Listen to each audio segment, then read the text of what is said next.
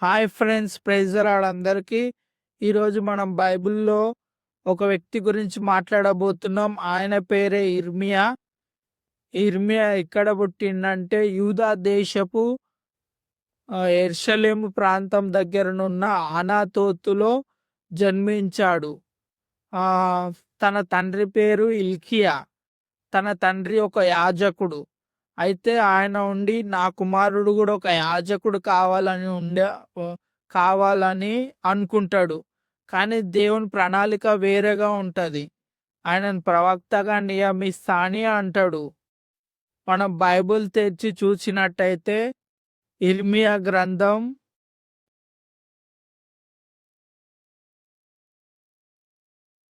1 అధ్యాయం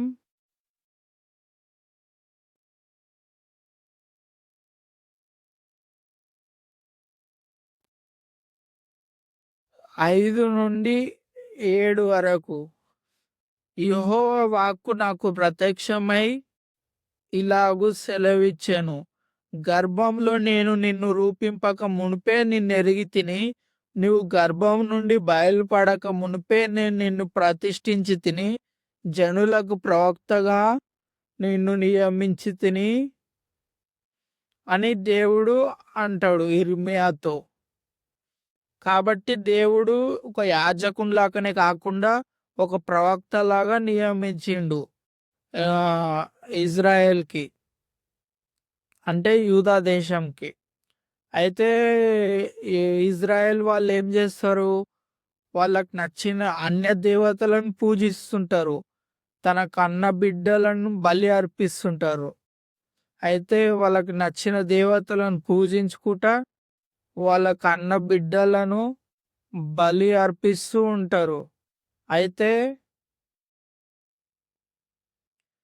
యిర్మీయా ఉండి వాళ్ళకి చెప్తాడు, మీరు ఇలా చేస్తున్నారు కాబట్టి దేవుడు మిమ్మల్ని 70 సంవత్సరాలు బబులోను రాజు చేతి కింద అప్పగిస్తాడని యిర్మీయా అంటాడు. అప్పుడు యిర్మీయా ఇట్లా అన్నాడా అని యిర్మీయానే చంపనీకే చూస్తాడు. కానీ దేవుడు యిర్మీయాని ఏర్పరచుకున్నాడు కాబట్టి యిర్మీయాని దేవుడు తప్పిస్తాడు. అయితే ఒకరోజు నెబుకద్నెజరు బబులోను నుండి చుట్టుపక్కల ప్రాంతాలన్నిటినీ హతం చేసుకుంటూ యెరూషలేం ప్రాంతంకి వస్తాడు. అక్కడున్న జనాలందరినీ కొంతమందిని కొడతాడు, కొంతమంది సంహరిస్తాడు, కొంతమందిని బందీలుగా తయారు చేసుకొని తీసుకెళ్తాడు. అప్పుడు యిర్మీయాని జైల్లో పడేస్తే జైల్లో కూడా యిర్మీయా ప్రవచిస్తాడు. 70 సంవత్సరాల తర్వాత దేవుడు వాళ్ళ మనసుని మంచి చేసి త్రిప్పి మళ్ళీ వాళ్ళని తీసుకొని వస్తాడు యెరూషలేంకి అని యిర్మీయా ప్రవచిస్తాడు. ప్రవచించిన ప్రకారం 70 సంవత్సరాల తర్వాత వాళ్ళు తిరిగి ఇజ్రాయెల్కి వస్తాడు. కానీ యిర్మీయా జైల్లో బారూకు అనే ఒక వ్యక్తిని పెట్టుకుంటాడు. తన వ్యాసాలని, తన వచనాలని, తన ప్రవచనాలని రాయడానికి పెట్టుకుంటాడు. అయితే